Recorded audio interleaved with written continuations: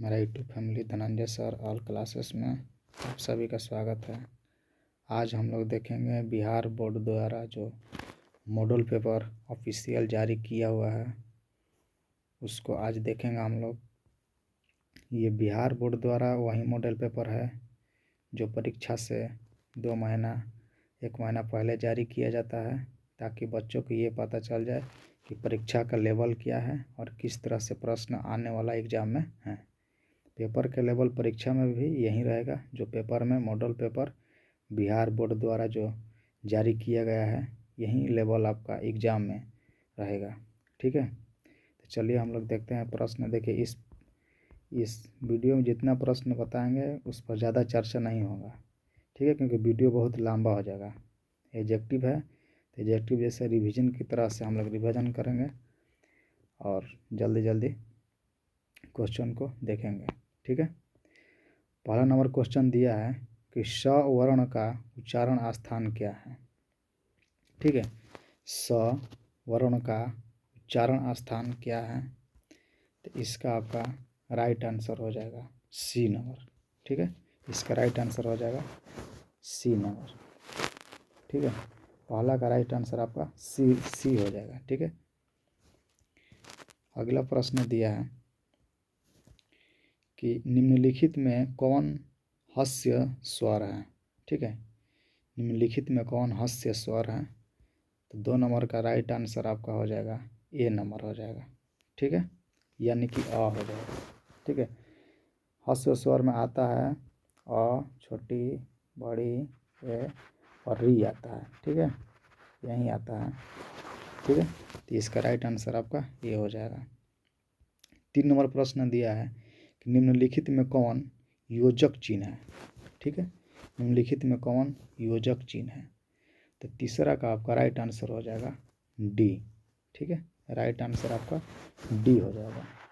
ठीक है, 4 नंबर प्रश्न दिया है कि निम्नलिखित में शुद्ध शब्द है, तो निम्नलिखित में शुद्ध शब्द कौन सा है। यह भी आपका गलत है, यह भी गलत है, यह भी गलत है। ठीक है, ये बिलिंग जो लिखा है ये सही है, तो इसका राइट आंसर आपका बी नंबर हो जाएगा। ठीक है, 5 नंबर प्रश्न दिया है कि जिन व्यंजकों के उच्चारण में श्वास पूर्व से अल्प मात्रा में निकलने और जिनमें आकर जैसे ध्वनि नहीं होती है उन्हें क्या कहते हैं। ठीक है, 5 नंबर का राइट आंसर आपका हो जाएगा ए अल्प प्राण। ठीक है, अल्प प्राण हो जाएगा। ठीक है, इसका राइट आंसर ए हो जाएगा अल्प प्राण।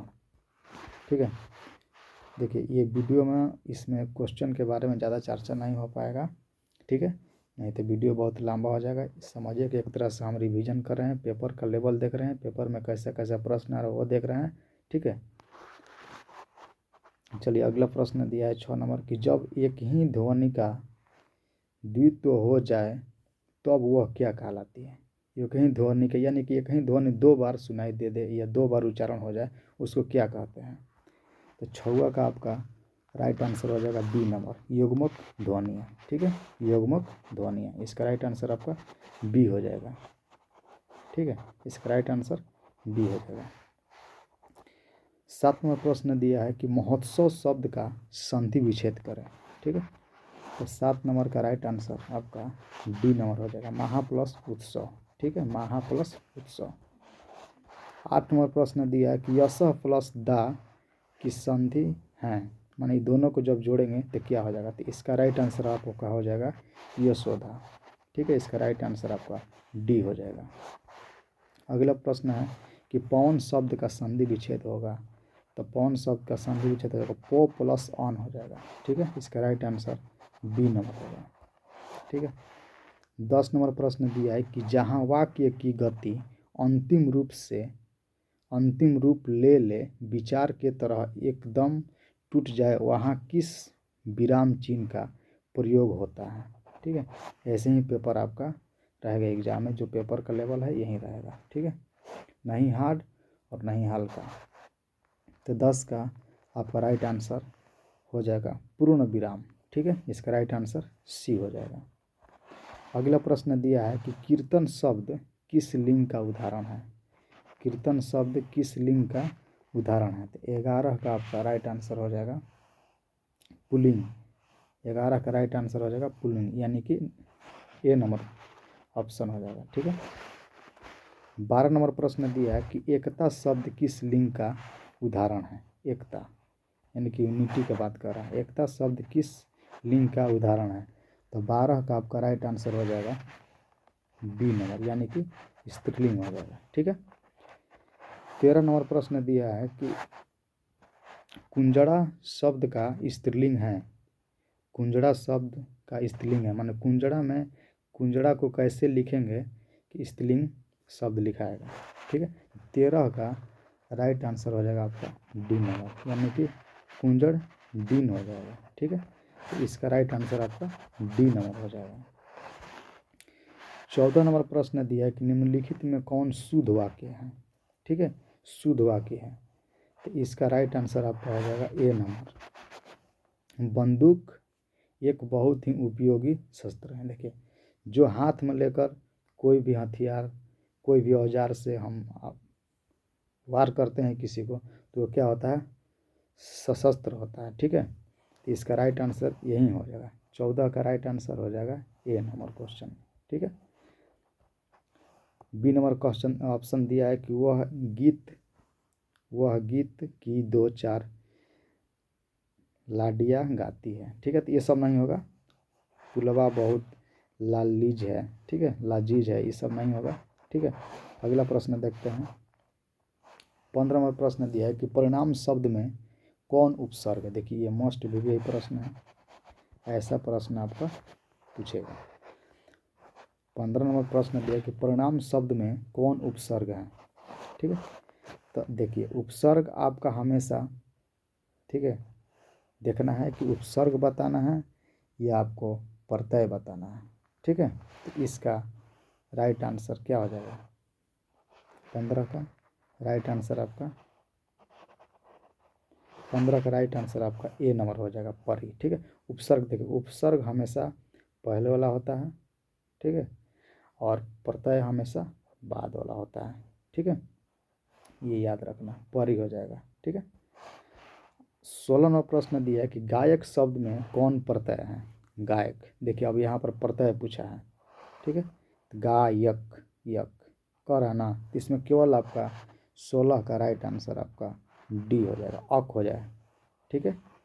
क्योंकि क निकालेंगे तो क तो कोई अर्थ नहीं या कोई उच्चारण नहीं, इसमें क अ की मात्रा रहा, इसलिए इसका राइट आंसर डी नंबर हो जाएगा। ठीक है। प्रत्यय पूछा है तो ये लास्ट वाला को देखेंगे, जब भी उपसर्ग पूछेगा तो पहले वाला को देखेंगे। ठीक है। उसके उपसर्ग का प्रत्यय का यही मतलब होता है कि उपसर्ग जब पहले ऐसा शब्द हम उसमें जोड़ देते हैं जो कि उसका अर्थ दूसरा हो जाता है, उसी को उपसर्ग हो जाएगा। प्रत्यय का मतलब होता है कि लास्ट में कुछ शब्द को हम जोड़ देते हैं तो उसका रूप बदल जाता है या नाम उसका चेंज हो जाता है, उसका अर्थ दूसरा हो जाता है, उसी को प्रत्यय कहा जाता है। ठीक है। सिंपल भाषा में बता दिए, लेकिन परिभाषा दूसरा दूसरा होता है। ठीक है। 17 नंबर प्रश्न दिया कि रचना अथवा बनावट के विचार से शब्द के कितने प्रकार हैं? रचना और बनावट के आधार पर शब्द के कितने प्रकार होता है? 17 का आपका राइट आंसर बी नंबर हो जाएगा। ठीक है। 3 होता है। ठीक है, क्या होता है? 3 होता है। 18 नंबर प्रश्न दिया है कि निम्नलिखित में यौगिक शब्द हैं। यौगिक शब्द कह रहा है, यानी कि 1 + 1 को मिलाएंगे तो क्या होगा? 2 हो जाएगा। ठीक है। लेकिन 1 मिला दिए तो इसका नाम भी बदल गया, 2 हो गया। वैसे ही ऐसा 2 पदार्थ क्या मिलाएंगे जो कि तीसरा बन जाए? ठीक है। पीला, पीला तो ऐसा कुछ होगा नहीं, नमक कान भी नहीं है, तो क्या हो जाएगा? आपका राइट आंसर इसका सी हो जाएगा, दूध वाला। तो दूध में क्या रहता है? पानी भी रहता है। ठीक है। वो क्या है? एक प्रकार का यौगिक है। ठीक है। 18 का आपका राइट आंसर हो जाएगा सी नंबर, यानी कि दूध वाला। ठीक है। 19 नंबर प्रश्न दिया है कि निम्नलिखित में कौन तद्भव शब्द है? तद्भव पूछ रहा है। ठीक है। ऐसे ही प्रश्न आपको पूछेगा, इसमें पूछ रहा है कि निम्नलिखित में कौन तद्भव शब्द है? तो 19 का राइट आंसर आपका बी नंबर हो जाएगा, आग। ठीक है, बी नंबर हो जाएगा। अगर दोस्तों मेरा वीडियो आप सभी का अच्छा लग रहा है तो प्लीज़ लाइक और शेयर अपने दोस्तों के साथ शेयर कर देना और सब्सक्राइब कर देना। बस यहीं आपसे एक सपना लेकर हम लोग बोलते हैं कि आप लोग शेयर करेंगे और दोस्तों के साथ विदा करेंगे, लाइक करेंगे और क्या। लेकिन आपके कंटेंट के लिए हम लोग मेहनत करते हैं, ठीक है। चलिए देखते हैं 20 नंबर प्रश्न कि निम्नलिखित में कौन तत्सम शब्द है। ठीक है, निम्नलिखित में कौन तत्सम है। अब वहाँ पर तद्भव पूछा था, यहाँ पर तत्सम पूछ रहा है। ठीक है, तो 20 का आपका राइट आंसर ए नंबर हो जाएगा, खर पर। ठीक है, इसका 21 नंबर प्रश्न दिया है कि राम ने पुस्तक पढ़ी है, किस काल का उदाहरण है। राम ने पुस्तक पढ़ी है, ठीक है, तो ये हो जाएगा पूर्ण वर्तमान काल। इसका राइट आंसर बी हो जाएगा। 22 नंबर प्रश्न दिया है कि हिंदी में सर्वनाम के कितने भेद होते हैं। देखिए पेपर की ये लेवल आप लोग देखेंगे तो कहेंगे भाई ऐसा प्रश्न थोड़ा नहीं पूछेगा ऐसा प्रश्न। ठीक है, हल्का भी रहेगा, हार्ड भी रहेगा। ठीक है, देखते देखते बनने वाला भी क्वेश्चन रहेगा, कुछ ऐसा भी क्वेश्चन रहेगा कि देखेंगे तो आपका दिमाग ठीक ठाक हो जाएगा। ठीक है, तो बहुत सिंपल क्वेश्चन रहेगा। ठीक है, वहाँ पर समय का महत्व होता है, एग्जाम का वहाँ पर क्वेश्चन का महत्व नहीं होता है, एक टाइम का महत्व होता है कि इतने टाइम में कितने क्वेश्चन आप अच्छे तरीक़ा से सॉल्व कर पाते हैं। ठीक है, तो 22 का आपका राइट आंसर हो जाएगा सी नंबर। ठीक है, 6 होता है। अगला प्रश्न है 23 नंबर दिया कि मोहन ने कुछ नहीं खाया, किस सर्वनाम का उदाहरण है। मोहन ने कुछ नहीं खाया, इसका राइट आंसर आपका हो जाएगा डी। ठीक है, अनिश्चित वाचक सर्वनाम हो जाएगा, इसका राइट आंसर आपका डी नंबर हो जाएगा। ठीक है, 24 नंबर प्रश्न दिया है कि कलम तोड़ना मुहावरे का अर्थ। देखिए ये जो प्रश्न है बहुत बार पूछा गया है, अब पूछेगा भी किसी न किसी शिफ्ट में ये आएगा, बहुत मोस्ट वीवीआई प्रश्न है ये, किसी न किसी शिफ्ट में आएगा जरूर। ठीक है, तो कलम तोड़ना मुहावरे का अर्थ क्या होता है, तो इसका राइट आंसर हो जाएगा आपका, देखिए इसका अगर देखेंगे तो दिया है पहला कि बाधा दूर होना। ठीक है, बढ़िया लिखना या प्रतिकूल कार्य या कटु सत्य कहना, ये सब कुछ नहीं होगा। इसका राइट आंसर आपका सी नंबर हो जाएगा, प्रतिकूल कार्य हो जाएगा। ठीक है, 24 का आपका राइट आंसर बढ़िया लिखना। सॉरी यहाँ पर दे रहा है कि कलम तोड़ मुहावरा का अर्थ ना, तो बढ़िया लिखना हो जाएगा। ठीक है, यानी कि अच्छे राइटिंग लिखना हो जाएगा, इसका राइट आंसर बी हो जाएगा। सॉरी। ठीक है, आगे प्रश्न देखते हैं, हो जाता है मिस्टेक। आगे प्रश्न देखते हैं कि आँख के अंधे गांठ के पूरे। ठीक है, लोक लिखा है यहाँ पर कि लोकतिया का अर्थ है।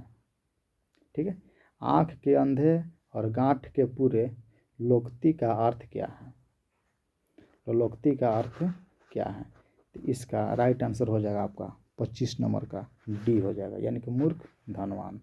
ठीक है, इसका राइट आंसर डी हो जाएगा। 26 नंबर प्रश्न दिया है कि निम्नलिखित में कौन अशुद्ध शब्द है। अशुद्ध कर यानी कि इसमें कुछ गलत लिखा है। ठीक है, कौन सा अशुद्ध शब्द है, एक चुना है, बाकी सब तीनों सही है।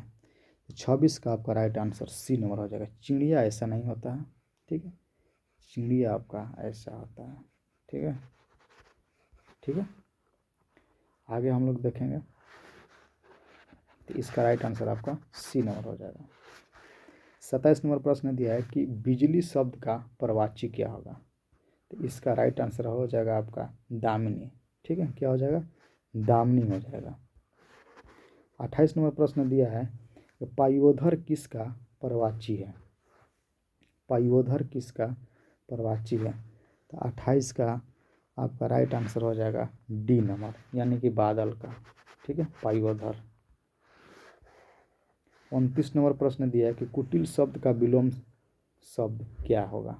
कुटिल शब्द का विलोम शब्द क्या होगा, तो इसका राइट आंसर आपका हो जाएगा सरल। कुटिल मान होता है कठिन। ठीक है, कुटिल मान होता है कठिन, इसका हो जाएगा आंसर सरल, यानी कि राइट आंसर इसका बी नंबर हो जाएगा।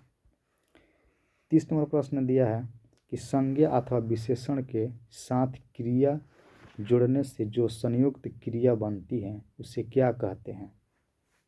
ठीक है, 30 का आपका राइट आंसर बी हो जाएगा, यानी कि नाम बोधक क्रिया हो जाएगा। इसका राइट आंसर बी नंबर हो जाएगा। ठीक है, 31 नंबर प्रश्न दिया है कि रामचरितमानस कौन सा संज्ञा है।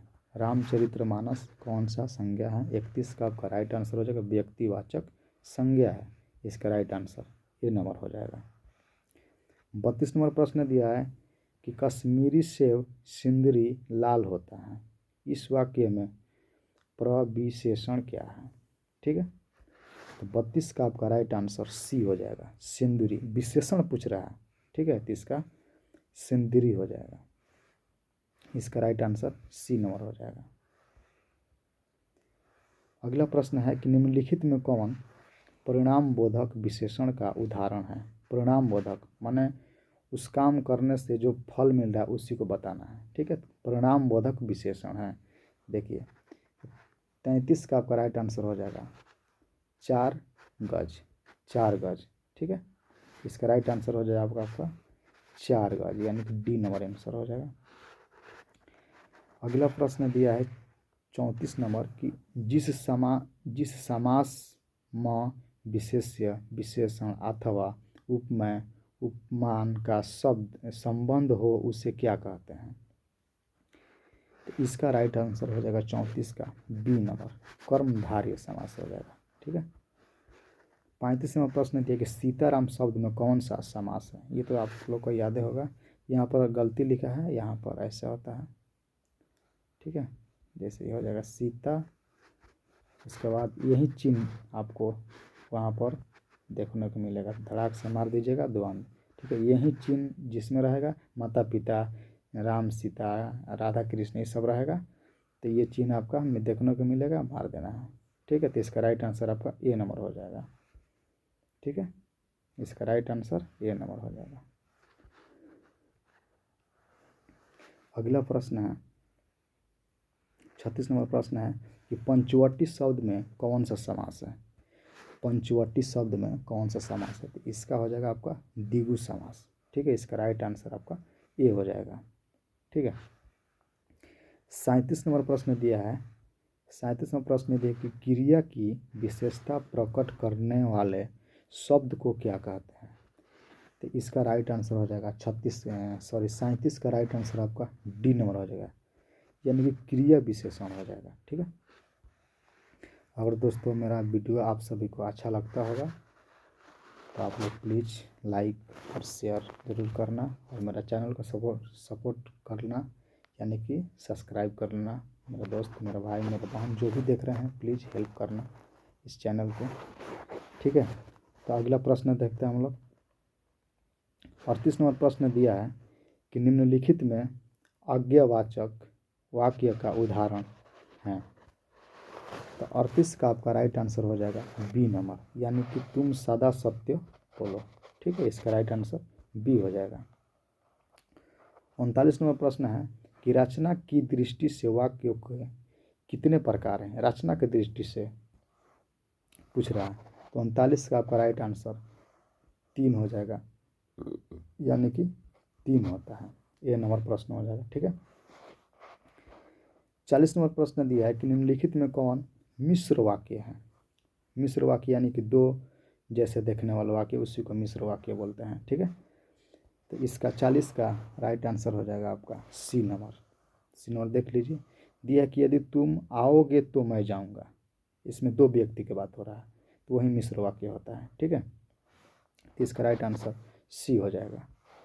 41 नंबर प्रश्न है कि रात और संध्या के बीच की वेला, इस वाक्य खंड के लिए एक शब्द है, तो इसका हो जाएगा गोधिला। ठीक है, इसका राइट आंसर बी हो जाएगा। 42 नंबर प्रश्न दिया है कि चिंता में रात भर जगना किस मुहावरे का अर्थ है। चिंता में रात भर जगना किस मुहावरा का अर्थ है। तो 42 का आपका राइट आंसर डी नंबर हो जाएगा, तारे गिनना। ठीक है, 43 नंबर प्रश्न दिया है कि शेर के सामने बलवान किस पदबंध का उदाहरण है। 43 का आपका राइट आंसर हो जाएगा बी नंबर। 43 का राइट आंसर बी नंबर हो जाएगा, विशेषण संबंध हो जाएगा, सॉरी विशेषण पदबंध हो जाएगा। ठीक है। 44 नंबर प्रश्न दिया है कि निम्नलिखित में किसके साथ कर्ता के ने चिन्ह का प्रयोग नहीं होता है। ठीक है। तो 44 का आपका राइट आंसर हो जाएगा डी नंबर, यानी कि भूलना। ठीक है। मतलब 45 नंबर प्रश्न दिया है कि एक या अनेक का बोध कराने वाले शब्द को क्या कहते हैं। एक या अनेक बोध कराने वाला शब्द को क्या कहते हैं। तो 45 का राइट आंसर आपका ए नंबर हो जाएगा, यानी कि वचन कहते हैं। ठीक है। अगर दोस्तों मेरा वीडियो आप सभी का अच्छा लगता होगा, प्लीज़ लाइक शेयर और दोस्तों के साथ शेयर कर देना, लाइक कर देना। मेरा चैनल को सपोर्ट करना, सब्सक्राइब कर लेना, ताकि आप सभी को वीडियो जो एकदम आपका मोस्ट वीवीआई होता है। देखिए हम लोग पेपर ये सब देते हैं तो हम लोग जांच के देते हैं।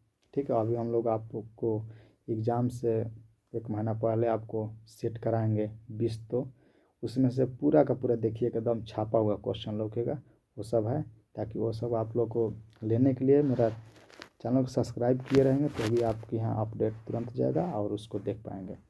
ऐसे तो मैंने बहुत से यूट्यूब पर हैं, अच्छे अच्छे मास्टर हैं जो लोग को सब बहुत उन लोग का बता दिए होंगे सवाल, लेकिन हम लोग भी देते हैं, ये भी देख लेना इसमें और उसमें क्या अंतर है। ठीक है।